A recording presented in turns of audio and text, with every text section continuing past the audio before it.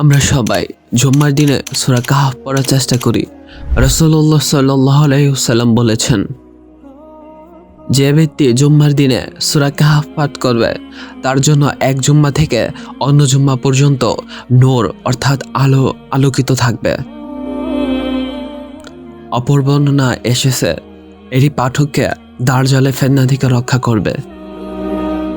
কিন্তু আমরা কি কখনো এই সূরার গঠন বা এর আয়াতগুলোর বিন্যাস নিয়ে একটু গভীরভাবে দেখার চেষ্টা করেছি? আমি গত কয়েকদিন ধরে এই সূরাটি নিয়ে ভাবছিলাম। আমি লক্ষ্য করলাম সূরাটি কেবল কিছু ঘটনার সমষ্টি না। যদি আপনি আপনার অন্তর্দৃষ্টি দিয়ে দেখেন তাহলে আমাদের জীবনের এক বিশাল মানচিত্র যা খুব সুনিপুণভাবে সাজানো গোছানো রয়েছে এই সূরা কাহফে।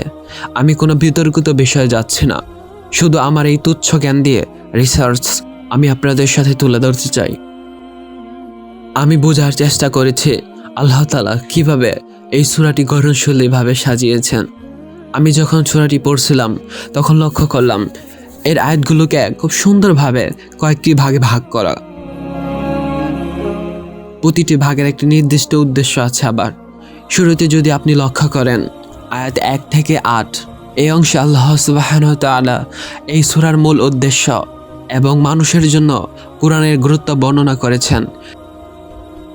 এরপর আয়াত 9 থেকে 26 পর্যন্ত যদি লক্ষ্য করেন আমরা আসহাবুল কাহফ বা গুহাবাসীদের ঘটনাটি জানতে পারি, যা মূলত আমাদের ঈমানের পরীক্ষা নিয়ে। এরপর একটি সংযোগকারী অংশ আছে আয়াত 27 থেকে 31। এই আয়াতগুলো আসলে প্রথম ঘটনা শিক্ষা। এরপর আয়াত 32 থেকে 44 পর্যন্ত চলে দুই বাগান মালিকের ঘটনা, যা আমাদের সম্পদের পরীক্ষা সম্পর্কে জানায়।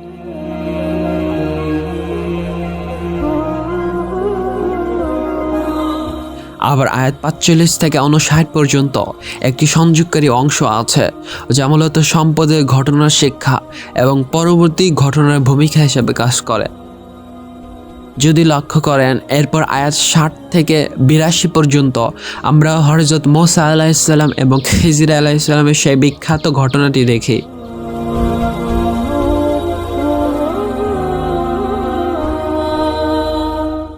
যা আমাদের জ্ঞানের পরীক্ষা দেয়। আর অবশেষে আয়াত 83 থেকে 98 পর্যন্ত জুলকারনাইনের ঘটনাটি আমাদের ক্ষমতার পরীক্ষা সম্পর্কে জানায়। আর পুরো সূরার সমাপ্তি ঘটে আয়াত 99 থেকে 110 পর্যন্ত, যেখানে আল্লাহ সুবহানাহু ওয়া তাআলা অসীমতা এবং চূড়ান্ত পরিণতার কথা বলা হয়েছে।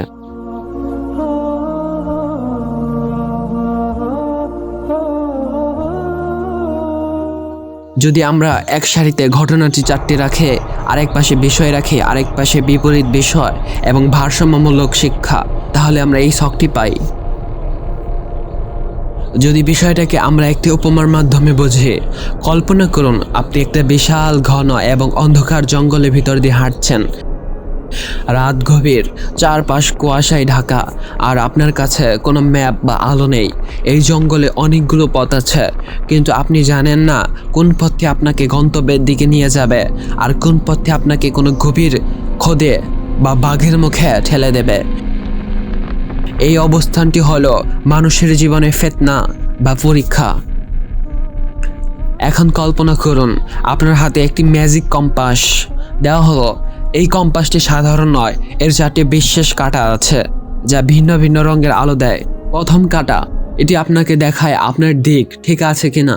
যদি আপনি বিপদে পড়ে আপনার বিশ্বাস হারিয়ে ফেলেন তবে এই কাঁটাটি আপনাকে সঠিক পথে ফিরিয়ে আনে। এটি হলো আসহাবুল কাহফের শিক্ষা।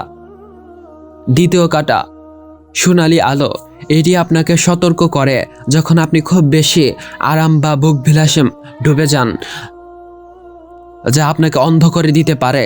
এটি হলো দুই বাগান মালিকের শিক্ষা।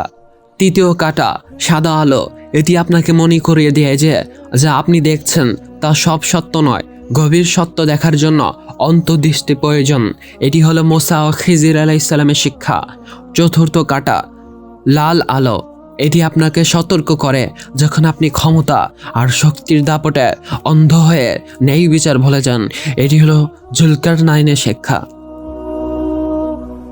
যদি সম্পূর্ণটাকে আমরা বুঝতে পারি, তাহলে সূরা কাহাফ রাসূল সাল্লাল্লাহু আলাইহি ওয়াসাল্লাম এমনি আমাদের বলে যাননি কেন এটা পড়া জরুরি। এটি হলো মানুষের জন্য একটি সার্ভাইভাল কিট বা জীবন রক্ষার সরঞ্জাম। মানুষ যখনই কোনো বড় বিপদে বা ফেতনায় পড়ে, তখন সে আসলে এই 4টি বিষয়ে যে কোনো একটিতে ভারসাম্য হারিয়ে ফেলে। কেউ ঈমান হারায়, কেউ সম্পদের মোহে পড়ে, কেউ জ্ঞানের অহংকারে পড়ে, কেউ ক্ষমতার দাপটে পড়ে। সূরা কাহাফ এই 4টি কাঁটা বা দিক নির্দেশনা দিয়ে মানুষের জীবনে ভারসাম্য রক্ষা করে। এবার দেখা যাক এই 55 এবং 56 নম্বর আয়াতের আশেপাশে সূরার বিষয়বস্তু বা থিম কিভাবে পরিবর্তিত হচ্ছে। এটি একটি অবিশ্বাস্য গাণিতিক ও বিষয়ের মেলবন্ধন। 55 নম্বর আয়াতের আগের অংশ, এই অংশটি মূলত 2 বাগান মালিকের ঘটনা নিয়ে।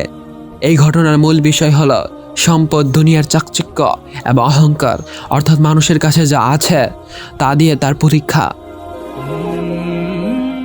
যদি লক্ষ্য করেন 56 নম্বর আয়াতের পরের অংশ, আয়াত 60 থেকে 82, এই অংশটি শুরু হয় হযরত মুসা আলাইহিস সালাম ও খিজির আলাইহিস সালামের ঘটনা দিয়ে। এই ঘটনার মূল বিষয় হলো জ্ঞান, হিকমত অর্থাৎ প্রজ্ঞা এবং অন্তর্দৃষ্টি অর্থাৎ মানুষের যা জানতে হবে তা দিয়ে তার পরীক্ষা। এখানে দেখুন একটি বিস্ময়কর বিষয়, সূরার গাণিতিক কেন্দ্রবিন্দু হলো কি 55 এবং 56 নম্বর আয়াত ঠিক মিডল পয়েন্ট, যেখানে সূরার থিম বা বিষয়বস্তু বদলে যাচ্ছে। কেন্দ্রবিন্দুর ঠিক আগে অর্থাৎ মানুষের বৈহিক ও পার্থিব পরীক্ষার ঘটনা অর্থাৎ সম্পদ, কেন্দ্রবিন্দুর ঠিক পরে মানুষের অভ্যন্তরীণ এবং আত্মাধিক পরীক্ষার ঘটনা অর্থাৎ জ্ঞান। সুবহানাল্লাহ। সূরাটি এমনভাবে সাজানো ভাই যে এর গাণিতিক কেন্দ্র ম্যাথমেটিক্যাল সেন্টার এবং এর বিষয়বস্তুর কেন্দ্র সিমেট্রিক সেন্টার এই বিন্দুতে মিলিত হয়েছে। এটি কেবল কাকতালীয় হতে পারে না, এটি নিখুঁত গাণিতিক নকশা যা সূরার ভারসাম্য রক্ষা করছে। এটি প্রমাণ করে যে এই সূরাটি একজন মানুষের জীবনে পার্থিব অবস্থা থেকে আত্মাধিক অবস্থা দিকে উত্তরণের একটি নিখুঁত ম্যাপ। আপনাকে একটি বিশাল বটগাছ দেখার জন্য আপনাকে গাছটির দিকে তাকাতে হয় না। আপনি যদি একটি ছোট বীজ অর্থাৎ সিড দেখেন, তবে আপনি বুঝতে পারবেন এই বীজটির ভিতরে একটি বিশাল বৃক্ষের পুরো ডিএনএ বা নকশা লুকিয়ে রয়েছে। বীজটি ছোট হলেও তার ভেতরে পুরো গাছটির উচ্চতা, পাতার ধরন এবং ফলের খবর জমা থাকে। কিন্তু আমি যদি আপনাকে বলি সূরা কাহাফের ক্ষেত্রে একটি চমৎকার বিষয় রয়েছে। এই সূরার প্রথম 10টি আয়াত যদি ধরি, একটি ভাষাগত বীজ। পুরো সূরাটি 110টি আয়াত দিয়ে গঠিত হলেও প্রথম 10টি আয়াত যদি আপনি খেয়াল করেন, অর্থাৎ মূল শব্দ, কি ওয়ার্ডস বা মূল ধারণা, কোর কনসেপ্ট লুকিয়ে রয়েছে। পুরো সূরাটিতে 110টি আয়াত রয়েছে। প্রথম 10টিকে যদি আমরা মূল শব্দ ধরি, তাহলে এর ভিতরে কোর কনসেপ্ট আছে যা পুরো সূরার 4টি ঘটনার ডিএনএ বা মূল সারমর্ম বহন করে। চলুন দেখি এই বীজ বা প্রথম 10টি আয়াতের ভিতরে কিভাবে সূরার 4টি ঘটনার সংকেত আছে। সংকেত 1, ঈমানের বীজ। প্রথম কয়েকটি আয়াতেই পথ প্রদর্শক অর্থাৎ হুদা এবং সঠিক পথ এর কথা বলা হয়েছে। এটি সরাসরি আসহাবুল কাহাফের ঈমানের পরীক্ষা ঘটনার মূল সংকেত। সংকেত 2, সম্পদের বীজ। আয়াতের একটি অংশে পৃথিবীর সৌন্দর্য এবং চাকচিক্যের কথা বলা হয়েছে। এটি সরাসরি 2 বাগান মালিকের সম্পদের পরীক্ষা ঘটনার মূল সংকেত। সংকেত 3, জ্ঞানের বীজ। আয়াতে মানুষের অবাধ্যতা এবং সত্যকে অস্বীকার করার মানসিকতার কথা বলা হয়েছে। এটি সরাসরি মুসা ও খিজির আলাইহিস সালামের জ্ঞানের পরীক্ষার ঘটনার মূল সংকেত। সংকেত 4, ক্ষমতার বীজ। আয়াতে সতর্কবাণী বা ভয়ের কথা বলা হয়েছে। এটি সরাসরি জুলকারনাইনের ক্ষমতার পরীক্ষার ঘটনার মূল সংকেত। সূরা কাহাফের প্রথম 10টি আয়াত কেবল একটি ভূমিকা নয়, এটি একটি মাইক্রোজম, অর্থাৎ এই 10টি আয়াতের ভেতরে পুরো সূরার মূল উপজীব্য বিষয়গুলোর একটি গাণিতিক ও ভাষাগত সংকেত এবং কোড দেওয়া আছে। আপনি যদি এই 10টি আয়াতের শব্দগুলোর পুনরাবৃত্তি এবং গুরুত্ব বুঝতে পারেন, তবে আপনি পুরো সূরার রহস্যের চাবিকাঠি পেয়ে যাবেন ইনশাআল্লাহ। এটি প্রমাণ করে যে কোরআনের প্রতিটি শব্দ এবং প্রতিটি আয়াত কোনো কাকতালীয় বিষয় নয়, বরং একটি নিখুঁত নকশা। ধরুন, একটি পাল্লা বা দড়িতে একদিকে যদি একটি ওজন রাখা হয়, তবে ভারসাম্য বজায় রাখতে অন্য পাশে সমপরিমাণ ওজন রাখতে হয়। কোরআনে অনেক সূরার ক্ষেত্রে দেখা গেছে আল্লাহ সুবহানাহু ওয়া তাআলা কিছু শব্দ বা বিষয়কে এমনভাবে সাজিয়েছেন যে একটি বিষয়ের বিপরীতে অন্য একটি বিষয় একটি গাণিতিক পাল্লা, ম্যাথমেটিক্যাল কাউন্টার ওয়েট হিসাবে কাজ করে।